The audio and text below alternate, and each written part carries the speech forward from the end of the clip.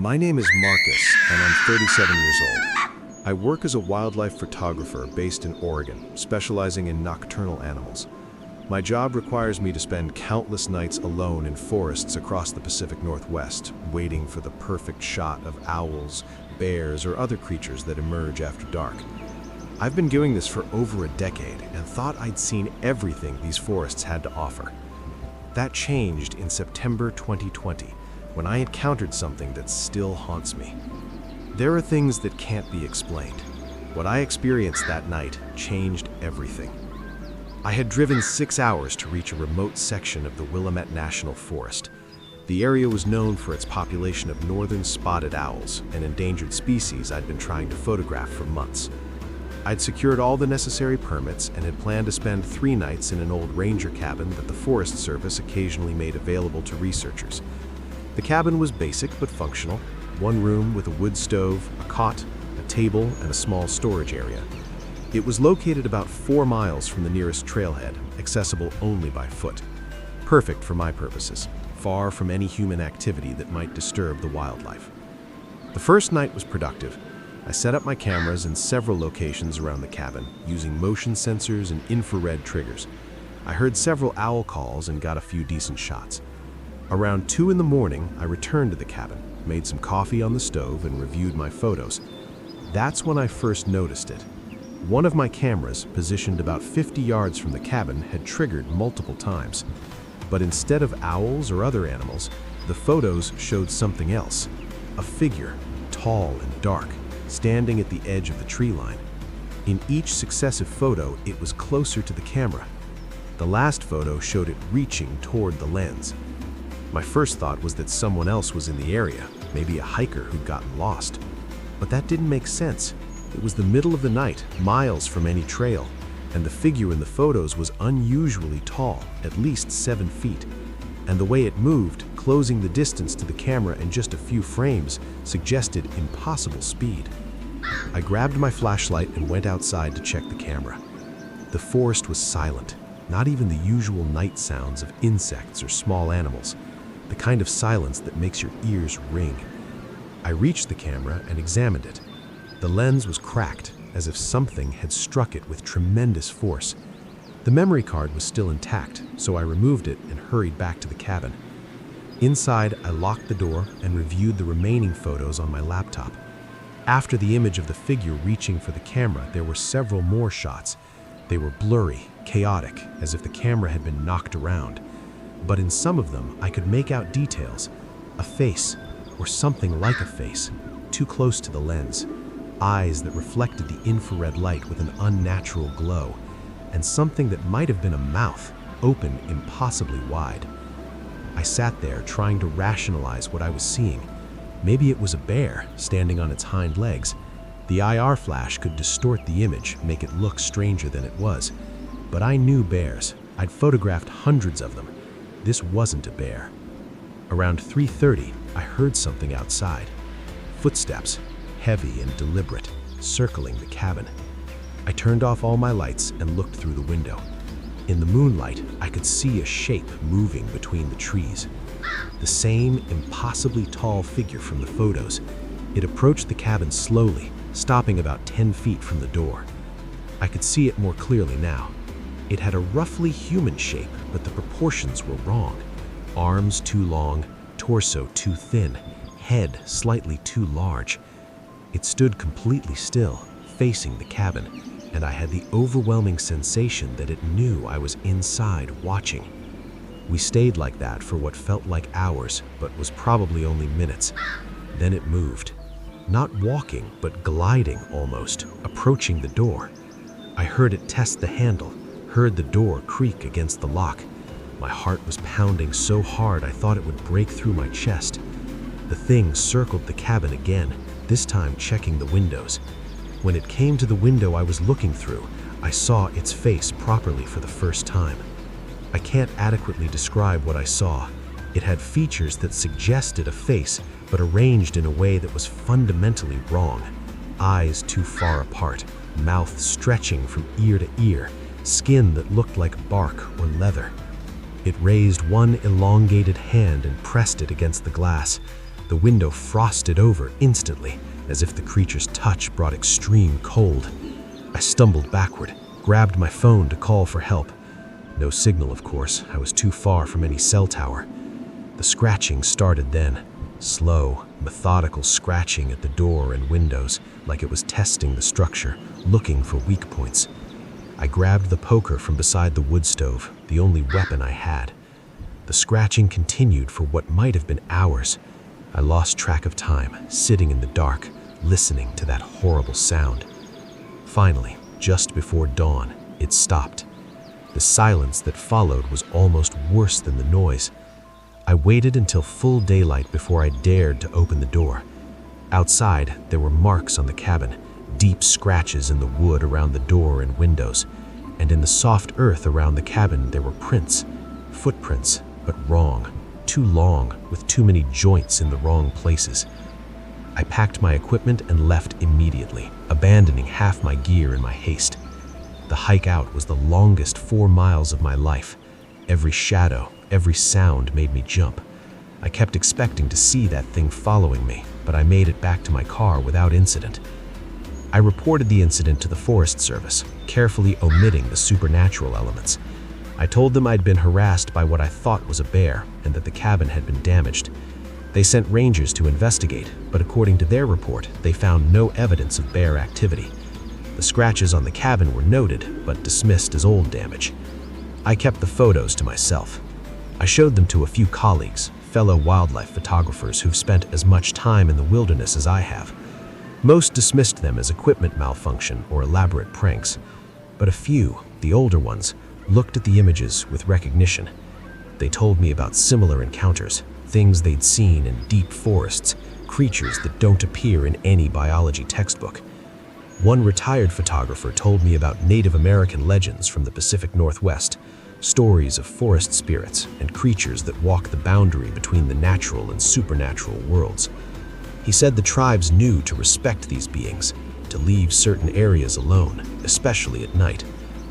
I still work as a wildlife photographer, but I'm more selective about where I go. I avoid isolated cabins, especially old ones with a history, and I never, ever spend the night alone in a forest without multiple escape routes planned. But Marcus's experience wasn't an isolated incident. In fact, the next story I want to share with you is even more disturbing because it involves a professional search and rescue team, people trained to handle emergencies in the wilderness. What they found in March 2021 challenged everything they thought they knew about the forests of Colorado. Sarah, a 41-year-old SAR volunteer with 12 years of experience, told me about the day they found a missing hiker, and what they discovered was far worse than any injury or exposure they'd trained for. Sarah is a member of a search and rescue team in Colorado. They're volunteers who respond when hikers, climbers, or skiers go missing in the mountains. Over the past 12 years, she's participated in dozens of searches, from simple cases of lost day hikers to tragic recoveries of climbers who fell. She thought she'd seen every scenario, every outcome. But in March 2021, they found something that defied explanation. The call came in on a Friday evening. A solo hiker, a man named David Chen, had failed to return from a day hike in the Rocky Mountain National Forest.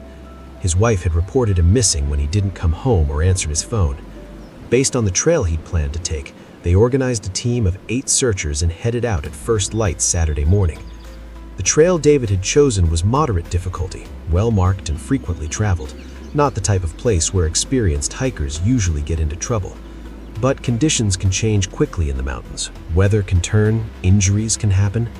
They started their search optimistically, expecting to find him with a sprained ankle or mild hypothermia at worst. By mid-afternoon, they'd covered the entire official trail with no sign of David.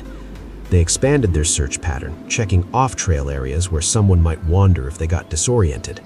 That's when Tom, one of their most experienced searchers, radioed in. He'd found footprints leading into a heavily forested area off the main path. They followed the tracks. They were definitely fresh, made within the past 24 hours, and matched the boots that David's wife said he'd been wearing. But something was odd about the pattern. The prints were erratic, sometimes following a straight line, sometimes circling back to themselves, sometimes showing signs that the person had been running. The tracks led them deeper into the forest, into an area Sarah had never searched before. The trees were old growth, massive pines that blocked most of the sunlight. It was noticeably colder here and quiet. None of the usual forest sounds, no birds, no squirrels, no wind. They found David about 2 hours before sunset.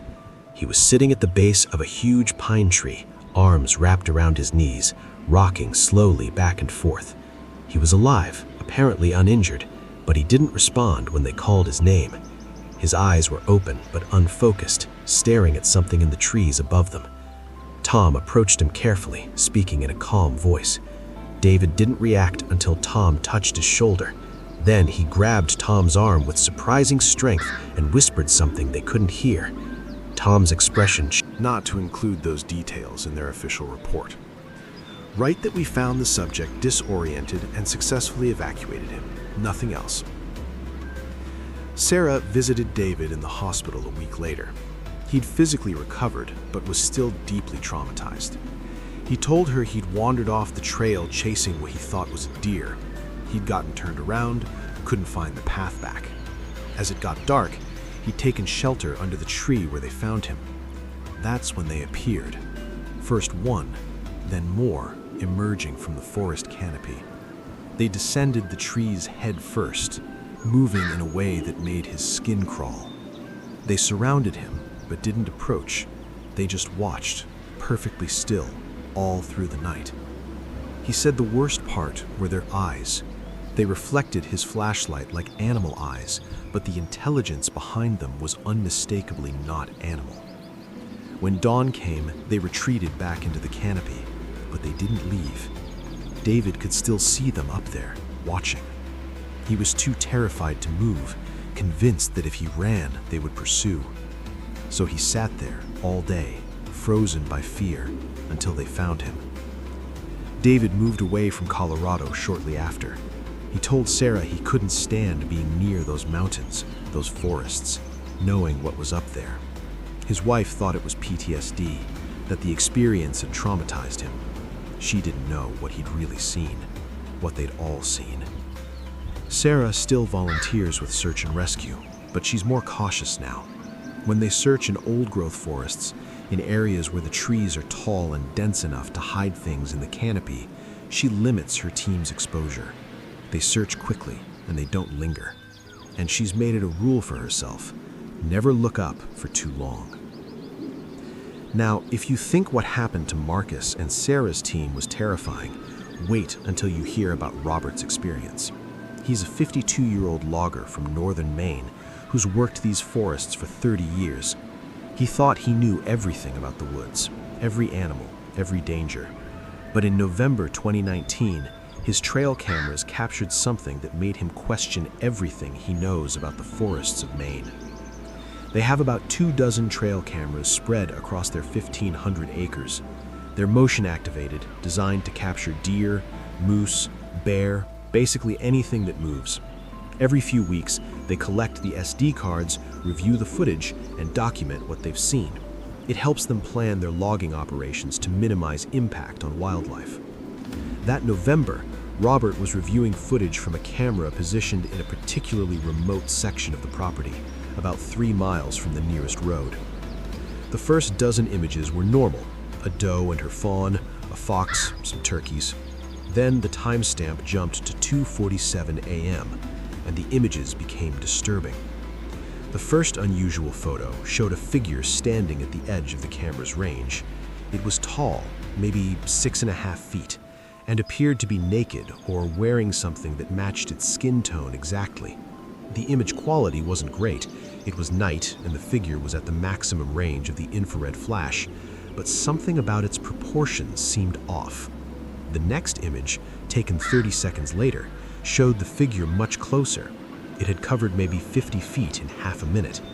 It was facing the camera directly now, and Robert could see its face, or what should have been its face.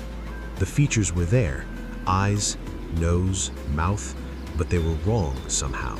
Too symmetrical, too perfect, like a mask. Over the next 10 minutes, the camera captured 23 images. The figure moved in a pattern that made no sense. Sometimes it appeared to be approaching the camera. Other times it seemed to be circling it. In some shots it was on the ground. In others it appeared to be in the trees, though there was no visible means of support. The most disturbing images were the close-ups. In 3 consecutive photos, the thing was right in front of the camera, so close that the infrared made it appear almost white. Its eyes were completely black, no whites, no visible pupils. Its mouth was open, wider than should be physically possible. And its hands, clutching the tree where the camera was mounted, had too many fingers, or maybe the fingers were too long. The image was too close to tell clearly. Then the sequence ended. The next photo, time-stamped 20 minutes later, showed the tree where the camera was mounted, but the view was wrong. The camera had been moved, turned to face a different direction. And in that new direction, barely visible in the background, Robert could see what looked like a structure, not a natural formation, but something built. Rough walls, a low doorway, deep in the forest where no building should exist. He showed the images to his logging crew. Most of them laughed it off, said it was someone messing with them, maybe kids from town playing pranks. But his foreman, a Penobscot man named Joe, who'd worked these woods his whole life, didn't laugh. He looked at the images carefully and then told Robert they needed to pull that camera and avoid that section of the property. Joe explained that the Penobscot people had stories about certain areas of the forest that should be left alone, places where the boundary between our world and another grows thin, where things that aren't quite human walk between the trees. He said the structure in the background looked like what his grandfather called a thin place, a location where the veil is weakest. Robert is a practical man. He's run a business for 30 years. He doesn't believe in superstition or folklore, but something about those images bothered him deeply. Against his better judgment, he decided to go retrieve the camera personally. He wanted to see that location in daylight, wanted to prove to himself it was nothing supernatural. He took Joe with him. They drove as far as they could on the logging roads, then hiked the rest of the way. It took them about an hour to reach the tree where the camera was mounted. The first thing they noticed was the silence. No birds, no insects, no wind, just absolute quiet. The camera was still there, but it had been torn from its mounting strap and hanging by its security cable. The casing was scratched deeply, gouges like claw marks, but too regular, too deliberate. Joe examined the tree itself and pointed out marks in the bark. Handprints, or something like handprints, burned into the wood as if the thing that made them radiated extreme heat or cold. They looked in the direction the camera had been turned to face. Through the trees, maybe 200 yards away, they could see it, the structure from the photos. It was made of rough logs and stones, partially covered with moss and vines. Old, very old, but not old enough to be a historical site they'd know about. Joe grabbed Robert's arm. "We shouldn't go closer. We need to leave, now." His voice was tight with fear, and Joe wasn't a man who scared easily. But Robert was curious, and curiosity has always been his weakness. He told Joe to wait there, that he just wanted to get close enough to see what it was. He approached the structure carefully. As he got closer, he realized it was larger than it looked from a distance. The doorway was low, but the interior seemed to extend back into the hillside, like a cave or tunnel. The walls were covered in marks, symbols carved or burned into the wood. He didn't recognize them. They weren't Native American petroglyphs or any historical markings he knew of.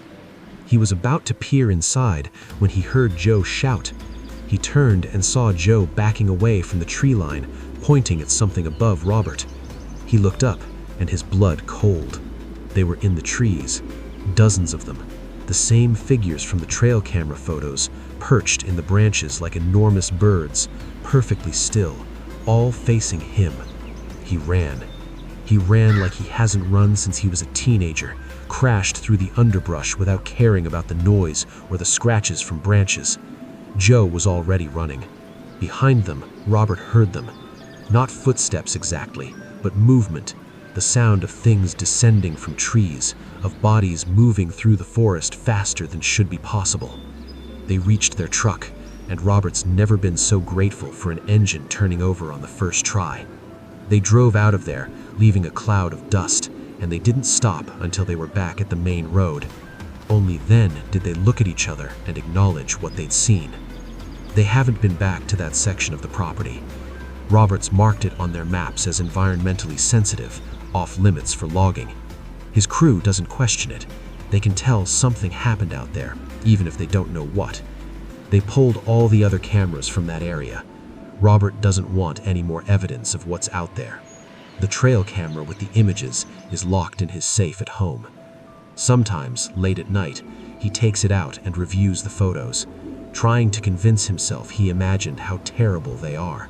But he never succeeds.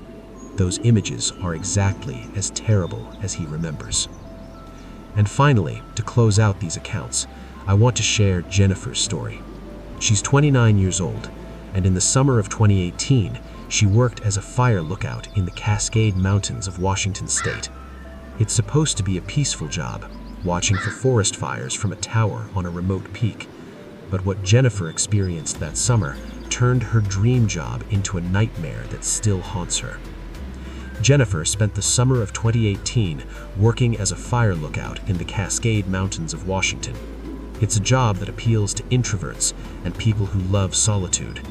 You spend weeks at a time alone in a tower on a mountain peak, watching for signs of forest fires. It sounded perfect to her at the time. A peaceful summer, beautiful views, time to read and think. She had no idea what she was signing up for. Her tower